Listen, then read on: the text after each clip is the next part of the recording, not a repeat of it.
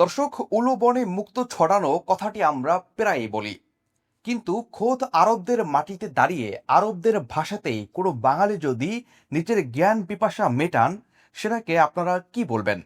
অবিশ্বাস নাকি রূপকথা? হ্যাঁ, ঠিক তেমনটি ঘটেছে। মিশরের কায়রোতে যেখানে আরবি ভাষার জন্ম এবং বিকাশ, সেখানেই এখন বেস্ট সেলার বা সর্বাধিক বিক্রিত গ্রন্থের তালিকায় উঠে এসেছে বাংলাদেশি এক লেখকের আরবি গ্রন্থ।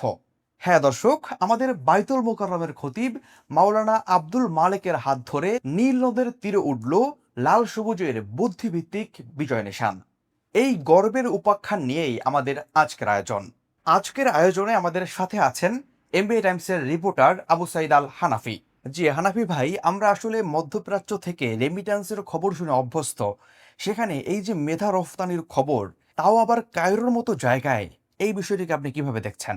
ধন্যবাদ আব্দুল্লাহ ভাট্টি ভাই। আপনি আমাকে যে প্রশ্নটি করলেন সেটার উত্তর যদি আমি দিতে চাই, তাহলে এখানে যদি ভালো করে যদি দৃষ্টি দেওয়া হয়, তাহলে এখানে শুধুমাত্র একটি বই বিক্রির কোনো খবর নয়, বরং এখানে হচ্ছে হলো সম্পূর্ণভাবে দৃষ্টিভঙ্গি পরিবর্তনের একটি বিষয়। কায়রো আন্তর্জাতিক বইমেলা হচ্ছে বিশ্বের বৃহত্তম দ্বিতীয় বইমেলা বললে চলে। আচ্ছা। তো এমন একটি বইমেলার মধ্যে একজন অনারবি, একজন আজমি, তার একটি বই এত পরিমাণে বেস্ট সেলার হওয়া, এটা কিন্তু চারটিখানি কথা নয়। ঠিক তাই, বইটির নাম হচ্ছে আল মাদখাল ইলা উলুমিল হাদিস শরীফ। একজন বাঙালি হিসেবে আমাদের জন্য খুবই বিস্ময়ের ব্যাপার হলো যে আরবরা তাদের নিজেদের ভাষা সম্পর্কে খুবই রক্ষণশীল। সেখানে বাংলাদেশি কারো লেখা তারা আসলে এতটা কেন গ্রহণ করলো?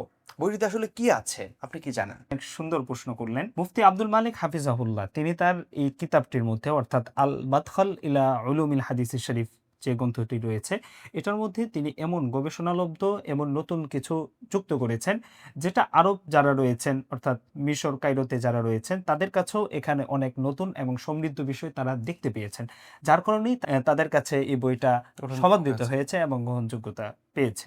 আপনি আরেকটি বিষয় লক্ষ্য করবেন যে মিশনের আল আজহার বিশ্ববিদ্যালয়ের শিক্ষার্থীরা পর্যন্ত লাইন ধরে এই লেখকের বই ক্রয় করছে। জি। আমার কাছে যেটা মনে হচ্ছে যে আরবরা এখানে এটা দেখছে না যে লেখকের বাড়ি কোথায়, এটাকে তারা মুখ্য উদ্দেশ্য মনে করছে না। তারা সম্পূর্ণভাবে মুখ্য উদ্দেশ্য মনে করছে যে তার লেখনীর ধার কতটুকু।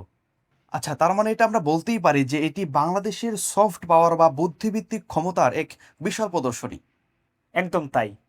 আপনি যে কথাটি বললেন এটার সাথে আমি পরিপূর্ণ একমত পোষণ করছি। আচ্ছা। এতদিন আমরা গোটা বিশ্বকে দেখিয়েছি শ্রম শক্তি, কিন্তু মুফতি আব্দুল মালিক হাফিজাহুল্লাহ দেখিয়েছেন মেধা শক্তি। তিনি কিন্তু এটা দ্বারা এটাও প্রমাণ করেছেন যে যদি মেধা থাকে, যদি বুদ্ধি থাকে, তাহলে এর মাধ্যমেই আমরা তাদের সেখানে গিয়েও আমরা তাদেরকে হারিয়ে দিতে পারি। আমি মনে করছি যে এটা আগামী যারা গবেষক আছেন তাদের জন্য একটি অনেক বড় একটি প্রেরণা হয়ে থাকবে।